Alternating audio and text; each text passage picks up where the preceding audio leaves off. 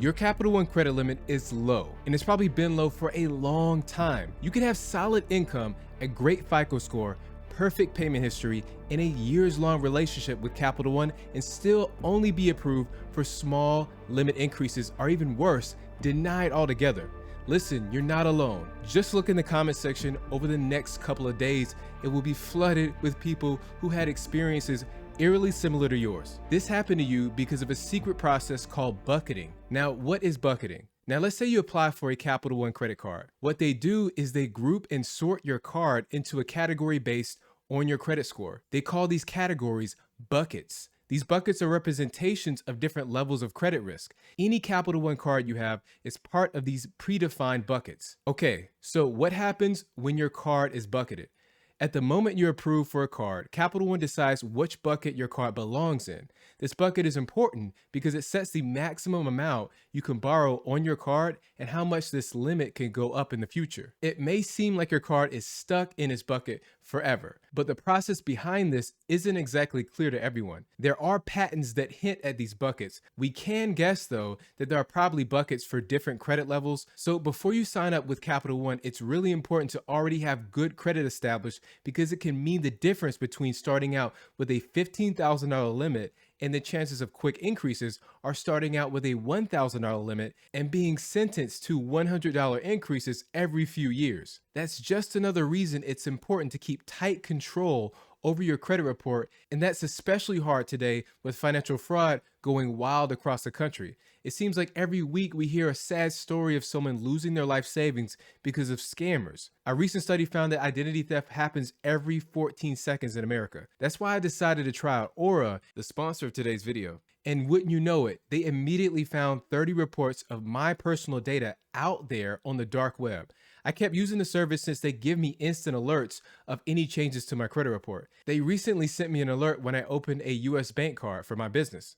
So if someone wanted to open a new credit card in my name, I'd instantly know about it. They even provide identity verification monitoring, home auto title monitoring, and they monitor your social security and personal data. You can hit the link below and check them out. You'll get a 2-week free trial of the service, and just go to Youre.com/Cal Barton. Now you might wonder why Capital One is playing this bucketing game that can confuse and upset their cardholders. I'll show you a few good reasons why Capital One might be using the system. First, we gotta talk about Comet. That's the Capital One MultiAsset Execution Trust. The trust can be seen as a pool containing various financial assets, specifically loans provided by Capital One to its credit card holders. These assets are transformed into asset-backed securities. As credit card holders pay their bills, that money along with their interest is collected in this pool. Comet then creates portions from those asset-backed securities, often referred to as notes, and sell them to investors. These notes are divided into buckets according to risk and potential returns.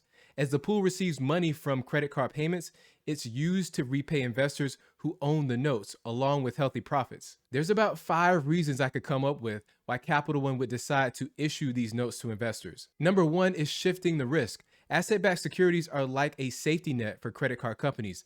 They help these companies transfer the risk tied to their credit card loans to investors who buy these securities. It's like moving these loans off their books, meaning they don't have to keep as much money on hand in case things go south. This can save them quite a lot of cash. Number 2, more funding options. Asset-backed securities open up a whole new world of potential investors. By selling securities backed by their credit card loans, companies can attract a variety of investors with different risk appetites. This can make it cheaper for them to borrow money. Number 3, better cash flow. Asset-backed securities are sold in a market where they can be bought and sold again. This helps credit card companies turn their loans into cash by selling them to investors. This extra cash flow can help companies rely less on pricier ways of funding, like short-term loans or lines of credit. Number 4, money in, money out. The cash flow from credit card loans is predictable and can be structured in different layers with varying levels of risk and return. This helps companies plan their finances better and cater to different investor tastes, making these securities more marketable. And number 5, funding credit card companies can tailor these securities to suit the tastes of different investor groups, getting them to accept lower returns for specific levels of risk. This can lower the overall funding cost. So why does this stop you from increasing your credit limit? The process of securitization, where credit cards are bundled and sold as asset-backed securities, involves a lot of factors that can make it a real challenge for people in these buckets to move to better buckets with higher limits. Number one, bucket composition. Credit card debts that are grouped together for investment purposes are often sorted by similar features like credit scores or risk levels. These groupings are made to provide investors with reliable cash flow. So if a person's credit score or risk level changes, they may not fit into their current group anymore, which makes it hard to shift them into another group. Number two, size and liquidity. Creating these groupings often involves lumping together a large number of assets. This is done to spread the risk out to make the process more efficient. However, setting up these groups can be complicated and expensive, so it may not make sense economically or practically to constantly create new groups or just existing ones for individual credit card users. Number three, legal and regulatory considerations. Grouping and selling credit card debts have to follow certain laws and rules. These laws are there to protect investors and to make the process more transparent.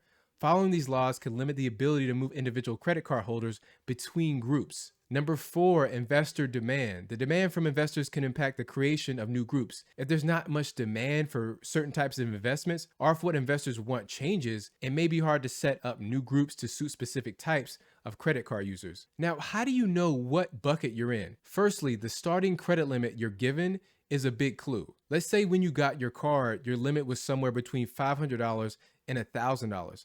This generally means you're likely in a lower level bucket. Another telltale sign is the size of any credit limit increases you've received in the past. For instance, if the increases were only $100 each, it's a pretty clear sign you're in a lower level bucket. Also, if you've been consistently denied increases for more than a year, despite having good payment history, or if you have much higher limits with other credit cards, but Capital One hasn't upped your limit yet, both these scenarios hint at you being in a lower bucket. Another sign is the type of card you got approved for. Did your Quicksilver card come with a sign-up bonus or not?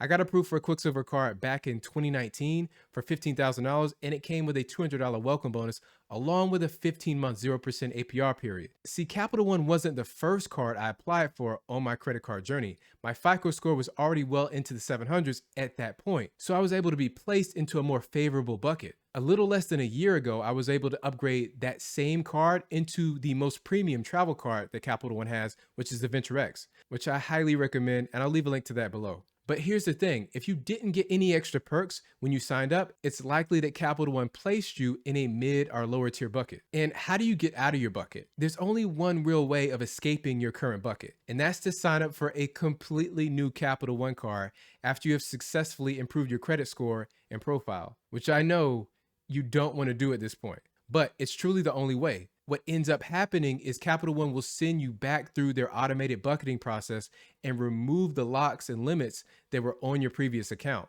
Also, through a lot of testing, others have found that simply product changing into another card won't change a thing because the entire account is bucketed. So any card that you swap between will still retain the same limits. Others have seemingly found luck escaping their bucket in a different way though. They just wait for years. I'm talking 4 to 5 years at least. They found that Capital One will just randomly choose to increase their limit by a massive amount suddenly, like going from a $1,000 limit to a $5,000 limit. There's no explanation, no rhyme or reason by Capital One. The person will just get an email notification of the increase and most likely roll their eyes because they've since moved on to better rewards cards with higher limits. Here's what I say. Before accepting an offer from Capital One, check the limit, and if it's low, you may want to think twice before signing up because the low limit you see is probably what you'll be stuck with for years to come. On the other hand, if you have excellent credit and you know it, go for the Capital One Saver One card or the Venture X card. You can even do both, because those two create a powerful bifecta that earn higher rewards in like 8 different categories like travel, dining, groceries, and entertainment. You guys definitely got to check out my credit limit increase cheat sheet. And here you can see how I was able to increase my Capital One limit twice in 60 days. Thank you for watching.